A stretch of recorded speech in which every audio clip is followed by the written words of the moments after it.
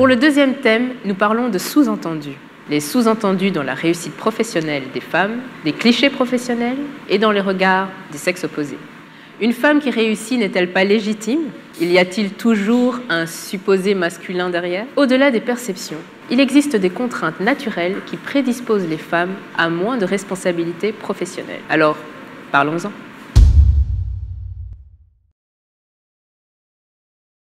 Quelle image avez-vous quand vous voyez une femme avec une belle voiture, accomplie? Qu'est-ce que ça définit chez vous, Loretta? Les femmes à grande réussite, dans le secteur de la com, on le perçoit toujours mal, hein, généralement.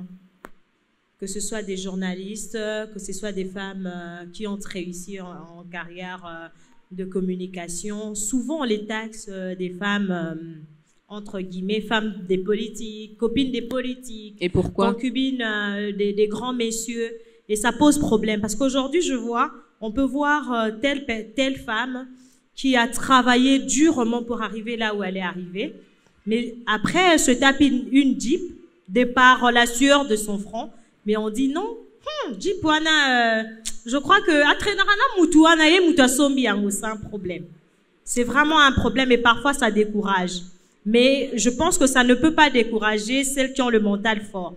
Tout justement, quand je sais que j'ai mérité, j'ai travaillé durement pour arriver là où je suis arrivée. Je ne vois pas pourquoi je dois me laisser faire des parlaisons dites, de certains ou des autres. Gloria, est-ce qu'une femme qui gagne plus d'argent que son mari, est-ce que ça pose un problème dans ce type de cas? Pourquoi ça devrait poser un problème? Est-ce que ça peut poser un problème dans le foyer? Est-ce que ça pose un problème, messieurs, peut-être? La question, ça que la femme se ramène chez elle à la maison. Parce que une femme qui est épanouie, c'est bien, mais elle a une éducation également. Donc, lorsque déjà tu es une femme et que tu es sous le toit de ton mari, logiquement, je pense qu'à la fin du mois, tu ramènes ton enveloppe, tu mets sur table, tu présentes à monsieur et vous établissez vos états de besoin ensemble. Donc, avoir plus que monsieur, ça ne devrait pas déranger parce que ça n'aiderait que à la bonne... C'est votre bien commun, en fait. Exactement. L'avis d'un homme sur le sujet m'intéresserait. Est-ce qu'il y a quelqu'un qui veut se prononcer? Est-ce qu'une femme qui travaille, est-ce que c'est un problème pour un homme qui travaille et qui gagne plus d'argent? Bonjour à tous, je m'appelle Gaylor Olivier Miams, je suis copywriter à Pigma. Alors, je veux répondre à la question. En principe, ça ne devrait pas du tout poser un problème. En principe. Moi, je connais un couple dont je tais les noms. La femme travaillait, l'homme, quand ils se sont mariés, l'homme n'avait pas encore fini les études. Et je me souviens, les études de licence de l'homme, c'est la femme qui l'a payé. Et jusqu'à ce que l'homme soit devenu architecte, c'est la femme c'était vraiment grâce à la femme et tout. Je me souviens même dans la famille de l'homme, on disait, non, dans la famille de la femme, on disait, Mobalena Tiaena Kissi, parce que la femme, pas seulement qu'elle payait les études de son mari, mais elle était soumise. En temps normal, ça ne devrait pas du tout poser un problème. Alors, quand ça pose problème, la raison même qui pousse à ce que certains hommes ne puissent pas aimer qu'ils puissent épouser une femme qui travaille, c'est le fait que certaines femmes, lorsqu'elles commencent à gagner plus que leur mari, ça développe de l'orgueil, elles commencent à avoir des ascendances sur son mari, à vouloir dominer. Je ne dis pas que c'est le cas de toutes les femmes, d'accord? Je ne dis pas que c'est le cas de toutes les femmes. Je vois qu'on a un autre avis. Ce sont deux cas qui sont arrivés dans plusieurs couples. Voilà pourquoi certains hommes ont développé une certaine réticence à voir sa femme travailler ou encore gagner plus. Comment est-ce que vous définissez justement l'orgueil? C'est intéressant. Elle attrape l'orgueil. Qu'est-ce que ça veut dire, attrape l'orgueil? Non, mais écoutez, l'orgueil, c'est ce sentiment qu'une personne, qu'il soit homme ou femme, c'est ce sentiment qu'une personne a de pouvoir beaucoup trop se prévaloir sur l'autre. Quand l'homme rapporte plus d'argent dans le foyer... Non, c'est comme... Excuse-moi. Quand l'homme rapporte plus au niveau du foyer, là maintenant, ça ne pose pas de problème, hein, qu'il ait de l'orgueil. Non, je crois qu'il faut qu'on fasse la part de choses. Hein, Gloria, ils appellent ça la responsabilité. Je crois qu'il faut qu'on fasse la part de choses entre ce qu'on appellerait un caractère orgueilleux, et d'une part, et puis le fait de ramener... le fait de gagner plus ou de ramener plus à la maison d'autre part. Il y a des hommes, pardon Camberley, il y a des hommes qui, naturellement, ils gagnent plus que sa femme. Ils ramènent beaucoup plus que sa femme à la maison, mais il ne se montre pas orgueilleux. Il ne passe pas son temps à dire à sa femme, c'est moi l'homme. Intéressant, merci beaucoup. On va prendre maintenant l'avis d'une femme dans le public. Bonjour, je m'appelle Eugénie Lembe. Bonjour. Moi, je pense qu'une femme qui gagne plus que son homme, ça ne devrait pas normalement poser de problème, dans le cas où la femme sait se mettre à sa place. Dans le cas où la femme sait respecter son mari et ne le diminue pas à tout bout de champ, que tu ne rapportes pas beaucoup et tout et tout. Et c'est aussi un problème, comme on l'a dit tout au début, un problème de communication. Si vous parlez très bien au début avec votre homme, ça ne devrait pas normalement poser de problème, je pense. Merci. D'accord, donc on avait encore un homme qui voulait rebondir sur la question. Ouais. Alors, c'est vrai tout ce qu'on a dit, Maman Gloria l'a dit aussi. Je pense par principe, alors par principe, je veux dire sur papier, ça devrait pas poser de problème. Moi particulièrement, je parle pas pour moi, ok? Naturellement, ça devrait pas poser de problème, mais là on parle de pratique, ok? Dans la vie. On a parlé de l'orgueil, ça peut emmener la femme à s'enorgueillir aussi, mais il y a aussi un autre point, je pense qu'on essaie on le dit pas assez, c'est l'ego. Pour certains hommes qui ont un ego démesuré, ne voudraient peut-être pas que sa femme puisse avoir un salaire plus que lui, tout simplement, juste pour satisfaire son ego, mais quelque chose de, encore je veux dire, peut-être pas réaliste. Ok, peut-être pas réaliste, mais juste pour satisfaire son ego, sans aucune raison. Il veut juste pas que sa femme. Pourquoi? Parce que il s'estimerait après être en dessous de la femme. Or, la vraie question, c'est pas ça. C'est juste que elle vient pour aider son foyer. Est-ce que les femmes carriéristes, selon vous, sont soutenues par leur famille, justement? Est-ce qu'elles ont le soutien de leur famille Pourquoi pas, en fait? Justement, c'est une fierté d'avoir une femme qui réussit. Faut pas l'oublier, en fait, parce qu'on a l'impression que c'est quelque chose à ternir ou de négatif, de péjoratif. Une femme qui réussit, c'est la réussite d'une famille, d'un homme aussi. Derrière les sacrifices de cette femme, il y a un homme qui l'a accompagnée, il y a un homme qui l'a aidée à être où elle est. Quand je parle d'homme, je parle bien de son mari, pas d'autre chose. Pour les esprits, voilà, je les regarde. C'est juste pour dire que, en fait, voilà, cette femme est accompagnée de sa famille, de son mari, de ses enfants, et elle y arrive à force de travail, et c'est ça qu'il faut souligner, en fait. Elle n'est pas obligée d'y arriver à cause d'une promotion canapé ou parce que... C'est là qu'on voulait y arriver. Parce que tout à l'heure, on a eu notre ami qui nous disait qu'il ne voulait pas que sa femme travaille dans le souci de justement qu'elle puisse être accessible à d'autres hommes, qui préféraient gérer tout pour qu'elle puisse rester à la maison pour éviter ce genre de problème. Alors, est-ce que... À la maison, elle est exposée. Parce qu'elle va travailler, monsieur va être en dehors. Le monde digital, il ne va pas vérifier toutes les conversations de sa femme au fil de journée. Ou encore, pendant qu'elle est en train de communiquer, elle peut également supprimer. Donc, exactement. Monsieur, je suis désolée. Mais voilà, donc monsieur Jeannot, même la à la sécurité maison, de la elle mettre à la peut maison. déconner si vraiment elle veut le faire. Bah après, il y a la personnalité. Moi, je suis femme, je suis en train de grandir dans ce secteur-là et je ne travaille qu'avec des hommes. Et mon mari le sait. Comme on le dit, la communication, de l'accompagnement, la compréhension du métier de l'autre ferait qu'on comprenne. Et également la confiance. Tout se base au niveau de la confiance. L'alliance qu'on porte, ce n'est qu'un détail. On peut le mettre en dehors de nos doigts, mais c'est les cœurs et c'est la personnalité. Lorsque tu as une personnalité forte, peu importe le milieu dans lequel tu pourrais te retrouver, tu vas garder ta façon de faire. Tu ne vas pas te malmener ou te... Justement. Peut-être. Vous travaillez, madame? Oui, je travaille. Et vous gagnez plus que votre mari? Non, je ne suis pas mariée, je suis étudiante. D'accord. Je suis dans l'animation, je peux dire c'est un travail. Je vais réagir par rapport à ce que madame a dit. Et en partant de ce que le monsieur a dit, que lui n'aimait pas que sa femme soit trop exposée, il préfère que sa femme reste à la maison parce que de nature, les hommes sont infidèles et lorsque ta femme sort, tu te fais des idées. Moi, je pense que, bon, je ne suis pas mariée, mais il y a mes deux dames qui sont mariées. Tout part de la confiance que tu as envers l'autre. La femme peut être exposée à 500 hommes ici, mais tant qu'elle tient à toi, elle tient à toi. Elle sait ce qu'elle fait. Ça dépend en fait de femme, parce que la confiance, c'est vrai que la confiance n'exclut pas le contrôle, on le dit, mais tant que ta femme a des ambitions, tant que tu l'as épousée, comme l'a dit l'autre ami tout à l'heure, avant de se marier, on avait déjà quelque chose. On vient, on se met ensemble pour accompagner cette vision qu'on a.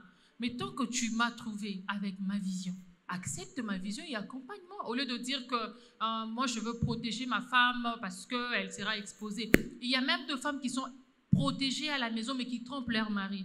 Elle ne sort pas, elle ne va pas au travail, mais quand même, elle te trompe. Donc, tout est question de la confiance. Et aussi, par rapport à ce que Madame Loretta, voilà, par rapport à la question que vous aviez dit, lorsqu'on voit de femmes en voiture, qu'est-ce qu'on s'est dit et tout. Moi, je pense que ce sont les préjugés que les gens ont sur la femme. C'est vrai que ce n'est pas toutes les femmes qui pratiquent la promotion canapé pour obtenir de choses, mais on ne peut pas aussi s'évoiler la face qu'il y a des femmes qui le font, au fait. Et les gens pensent que les femmes qui le font pour obtenir ces choses, ils généralisent au fait toutes les femmes. C'est vrai qu'aujourd'hui, on ne compte pas trop le sacrifice de la femme ou le combat qu'elle a mené avant d'arriver là où elle est. On s'est dit sûrement qu'elle est sortie avec quelqu'un parce que le préjugé que les gens, ou soit les stéréotypes que les gens ont sur les femmes, c'est que la femme peut réussir que si elle couche ou elle passe avec quelqu'un. Les gens en question, ce sont les hommes, n'est-ce pas? Ce sont les hommes. C'est intéressant parce que, est-ce qu'ils ont l'impression à ce moment-là que les femmes intelligentes sont forcément trop compliquées? Est-ce que c'est pas la peur qu'elles puissent se réaliser et que... C'est vrai qu'ils pensent comme ça, c'est vrai, c'est une réalité. Ou parce que quand même tu regardes et que dans certains sujets, voilà. Et oui, les femmes ambitieuses. Tu as ta femme qui a beaucoup d'ambition, qui est en train de bien grandir dans ses projets de rêve. Deux fois, c'est un complexe un peu. Et ouais. Est-ce qu'il y a des femmes qui préféraient ne pas travailler déjà, qui n'ont pas d'ambition de carrière, ici parmi nous? Donc vous avez toute envie de travailler. Je crois que si on est toutes là, c'est justement cette ambition du travail, cette volonté du travail, de découvrir pour celles qui sont en peak mentoring. Et pour nous, justement, c'est d'être des inspirations à petite échelle pour ces femmes-là. Donc je crois qu'on... Et quels sont les défis que vous avez et comment les avez-vous dépassés pour toutes ces jeunes filles justement qui veulent avoir accès à une carrière ou à ce type de métier? Comment vous y faites face au quotidien? Bon, après, les défis sont, je crois, à échelle différente pour chacune d'entre nous, mais le tout, c'est de travailler dans un environnement sain. C'est pas évident parfois, mais ici, on a quand même la chance de travailler dans de très bonnes conditions. On est entouré d'une famille, entre guillemets, au travail, et donc ils sont tous très bienveillants. Ça, quand même, je tiens à les remercier parce que je travaille avec 90% d'hommes, le RH va me corriger, mais les 90% de ces hommes-là, que j'appelle communément mes petits frères, de jeunes hommes, du coup. Oui, voilà. Donc, sont très bienveillants avec moi et prennent soin de moi. Ils sont vraiment aux petits soins pour moi. Et donc je suis quand même dans un environnement qui est très protecteur. Et ça, c'est la force de l'homme, c'est d'apporter cette protection à la femme. Et c'est-à-dire que tous, dans leur domaine, va veiller à mon bien-être. Et ça, je l'apprécie énormément. Et ce qui me permet justement de me donner au maximum pour arriver à mes challenges internes et professionnels. D'accord, merci beaucoup. Pourquoi est-ce qu'on ne voit pas autant de femmes DG que d'hommes, par exemple, ici? Comment est-ce que ça peut s'expliquer? Vous qui êtes des femmes qui travaillent, pourquoi est-ce qu'il n'y a pas assez de représentation de femmes importantes dans ces carrières-là? Je crois que ça commence de plus en plus. En tout cas, pour les métiers de la communication, ils s'ouvrent de plus en plus aux femmes, comme d'autres corps de métier. L'expérience, la formation et justement les pionnières ont ouvert ces portes-là, que maintenant toute cette nouvelle génération, toutes ces femmes qui sont ces jeunes filles qui sont autour de nous aspirent aujourd'hui. C'est grâce à ces femmes qui ont montré en fait l'exemple. C'est vrai qu'il y aura toujours des difficultés.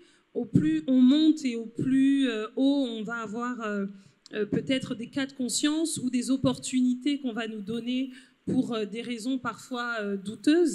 Mais maintenant, c'est à chacune d'avoir la foi en ce qu'elle fait, la foi en ce qu'elle a, et ses connaissances et ses compétences surtout, pour le faire valoir dignement et ne pas céder à la facilité pour pouvoir braver et arriver là où elle veut aller. Mais je crois que au jour d'aujourd'hui, c'est plus du tout impossible. C'est accessible à celles qui y croient. vraiment. D'accord. On avait quand même des avis mitigés sur le fait que la femme pouvait travailler ou pas. Est-ce que c'est pas un manque de courage des femmes, le fait qu'elles soient moins représentées? Le poste de DG, on va dire que c'est un poste assez important. C'est un poste qui demande beaucoup de discipline déjà sur la personne elle-même, et c'est un poste qui demande beaucoup plus de sacrifices en fait. Donc ça demande de l'énergie, de la discipline et des sacrifices. Et deux fois pour la femme, puisque comme on l'a dit plus tôt, on est des compagnes de nos maris. Donc ça peut deux fois poser problème. Pourquoi? Parce que tu dois travailler très tard, à des heures extrêmement tardives. Est-ce que ton mari serait prêt à pouvoir t'accompagner dessus? Ou encore, dans le milieu professionnel, comment est-ce que tu peux facilement te démarquer? Parce que c'est vrai que plus on a des hommes, hein, de plus en plus en fait, les femmes on en retrouve moins. Mais comment est-ce que toi, la femme, tu peux te démarquer dans ce milieu-là et arriver à relever le défi malgré les difficultés ou encore les pots de banane que peuvent te mettre les hommes pendant ton parcours en fait? Pouvez-vous lever et vous présenter? Merci pour la parole. Je suis Gloria Mkobe-Luanyota. Par rapport à la question qui a été posée de savoir pourquoi est-ce que les femmes ne mergent pas dans le monde professionnel. Déjà, à la base, nous devons bien définir des choses. La femme africaine est-elle différente de la femme européenne? Déjà, la femme africaine, particulièrement la femme congolaise, a été formatée de manière que son travail, c'est rester à la maison, travailler pour les enfants, etc., etc. Mais seulement actuellement, on peut constater qu'avec l'évolution, que la femme est en train de s'élancer des objectifs, de s'épanouir, particulièrement dans le monde professionnel, et de pouvoir voir loin. D'où, pour répondre à cette question, il faudrait d'abord savoir, à la base, comment est-ce que la femme est éduquée. S'il faudrait propulser la femme à voir loin, nous devons rééduquer les têtes de femmes, particulièrement les jeunes filles congolaises, quinoises, à voir loin, à visionner loin, à s'élancer des objectifs et des ambitions. Et c'est une opportunité pour nous de nous présenter devant de grandes dames ici qui travaillent dans des entreprises et qui bossent grave au milieu des hommes. D'où il faudrait nous pousser, nos femmes, à voir et à loin et à aller au-delà de ses capacités. Sinon, on de savoir pourquoi est-ce que les femmes ne travaillent pas. Tel est mon avis en fait. Okay. Alors il y a encore un autre avis ici derrière. Je voulais compléter. En fait, par rapport à tout ce que Madame Camberly, Madame Gloria et notre jeune sœur ont dit tout à l'heure, je pense que le problème est lié aussi à notre société, comme elle l'a dit. On peut voir une femme qui travaille d'arrache-pied pour arriver au sommet, mais est-ce que la société lui donne cette opportunité d'atteindre ce sommet? Est-ce que dans notre contexte actuel, le contexte de notre pays, on donne l'occasion à des femmes de brandir à des postes que l'on considère si hauts? Je ne pense pas. Il y a trop de combats, il y a trop de ces choses. Je prends le cas, par exemple, je n'accuse pas, mais prenons le cas des entreprises étatiques. Lorsqu'on va dans une entreprise étatique, on voit des directeurs, les nombres des directeurs, s'ils sont 10, il n'y a même pas une femme. Comment est-ce que vous expliquez ça? Il n'y a même pas une femme directeur dans telle ou telle autre direction. C'est un problème. C'est comme ça que j'ai dit, dans ces entreprises-là, il n'y a pas des femmes qui travaillent d'arrache-pied, qui donnent le meilleur d'elles-mêmes pour arriver à ce poste de direction. Non, il y en a. Et donc, mais pourquoi elles n'arrivent pas? Mais bon, par contre, ici à Pigma, on a quand même... on espère, on le voit avec la volonté de Alain Yav de voir des femmes comme Gloria, comme Camberly, manager au sein de l'entreprise. C'est quand même, je pense qu'avec ça, déjà, on peut voir qu'il y a de ces entreprises où les boss pensent que les femmes peuvent aussi arriver loin. Mais vraiment, dans le contexte de notre pays, dans notre société, c'est compliqué que les hommes laissent cette place-là. Même là où la femme a mérité, l'on donne toujours l'impression qu'elle a démérité et qu'elle ne peut pas être là. Le problème, c'est lié à la société. Je pense que c'est pas lié à la femme. Merci Loretta. Alors, on a un avis ici derrière. Donc, j'aimerais rebondir sur ce en disant ceci. Loretta a parlé de société où même quand la femme mérite, Parfois, elle est taclée, des trucs comme ça. Moi, je pense qu'à la base, la femme a pris assez de temps pour se victimiser, tu vois. Oui. Se victimiser? Oui. Dans quel sens? Je vais m'expliquer. Dans le sens où je reçois 2 personnes qui veulent le poste de designer.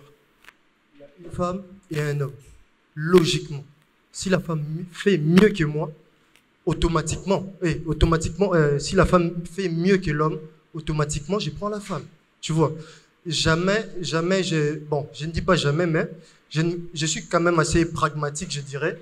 Je dirais que je n'accepterai pas de prendre quelqu'un que je juge incompétent à un poste, alors qu'il y a quelqu'un d'assez compétent, sous prétexte que c'est une femme, je vais aller la tacler, parce que non, c'est une femme, voilà, je ne vais pas la mettre... Donc c'est une question de compétence. Oui. Juste à mes côtés, il y a une personne du nom de Akiezita, c'est une amie à moi. Depuis l'école primaire, j'ai connu cette fille, qui est devenue aujourd'hui une femme. Akiezita est aujourd'hui caméra woman chez B1. Et au fait, c'est mérité, tu vois. Il y a plusieurs caméramans sur le terrain aujourd'hui à Kinshasa, mais qui sont peut-être allés en même temps qu'elle demander ces postes-là. Mais elle a travaillé d'arrache-pied pour avoir le poste qu'elle a. C'est-à-dire qu'elle l'a mérité. Moi, je suis juste contre le fait de se dire que non, voilà, il y a... La victimisation, ce n'est pas ça. On n'est pas en train de se victimiser. On n'a pas la représentativité de par plusieurs facteurs. Ça, c'est le premier problème.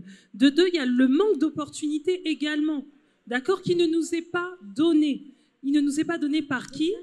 Par les hommes. C'est ça ce qu'on dit. Maintenant, on n'est pas en train de se victimiser, oh pauvre de nous. Nous sommes compétentes. Ce qu'il faut que tu retiennes, c'est qu'on ne manque pas de compétences. On manque d'opportunités. C'est la différence. On manque d'opportunités et on n'a pas, les filles, parce que quand même, on n'a pas les mêmes défis. On parlait tout à l'heure de... Bah oui, parce que c'est important. Tu es en train de dire qu'on se victimise. On ne parle pas de victimisation. On a la compétence. Et je le répète, ce qu'on manque, c'est les opportunités. Et c'est très important. Et c'est dommage qu'à ton niveau, un jeune homme comme toi, tu penses à ça. Oh, on est victime. La victimisation, tant que vous continuez à vous victimiser, vous n'irez pas en haut. N'importe quoi. Justement, juste décrit ce qui se passe. Ouvrez les portes. C'est d'ailleurs la raison pour laquelle on a entrepris ce débat. C'est le fait que justement, on ait des femmes qui aient pris cette décision de pouvoir s'accomplir et de se réaliser. On est en train de parler du fait que la femme devrait émerger et grandir. Mais est-ce qu'aujourd'hui, dans ces entreprises-là, on a également ce qu'on appelle de plan de carrière? Parce que logiquement, s'il y a un plan de carrière, dès que la personne fait, dès l'entrée de jeu de la personne dans une société, la personne sait voir, OK, après 4 ans, après 2 ans, après 5 ans, après 10 ans, voilà où je devais être. Et cet élément ferait que la personne puisse se faire une auto-analyse de manière progressive. Pourquoi? Parce que c'est une remise en question, en fait, personnelle, pour voir si réellement sa progression est sur la bonne fléchette ou pas. Et en plus de cela, il y a aussi ce qu'on appelle l'harcèlement sexuel derrière. Absolument. C'est vrai que les femmes restent encore un peu plus exposées, mais avec plus de détermination. Et si réellement on a des carrières professionnelles qui sont déjà très bien dessinées, de manière spécifique, ça permettra à la personne de pouvoir se rebooster et faire de l'auto-analyse et pouvoir relever réellement des vrais défis pour atteindre le sommet. Parce qu'on va dire, ce n'est qu'un rêve. Ceux qui sont aujourd'hui DG, ceux qui sont aujourd'hui ou qui occupent des postes de ministre ou encore président, c'est qu'à un moment, on se dit, et pourquoi pas moi? Si lui, il est là, pourquoi pas moi? Tout est parti d'un rêve, tout est parti. Après le rêve, on commence à voir comment est-ce qu'on constitue cela pièce par pièce. Et on voit comment est-ce qu'on met en avant les efforts qui demandent, les formations qui peuvent rentrer en compte. Et tout ça peut faire que la personne puisse se démarquer et réellement arriver à atteindre son objectif le plus fixé. Merci beaucoup, Gloria. C'est d'ailleurs pour ça qu'on salue votre présence, parce que vous êtes vraiment un exemple pour toutes les femmes qui sont ici et qui souhaiteraient pouvoir y arriver également. Merci madame, c'est un plaisir.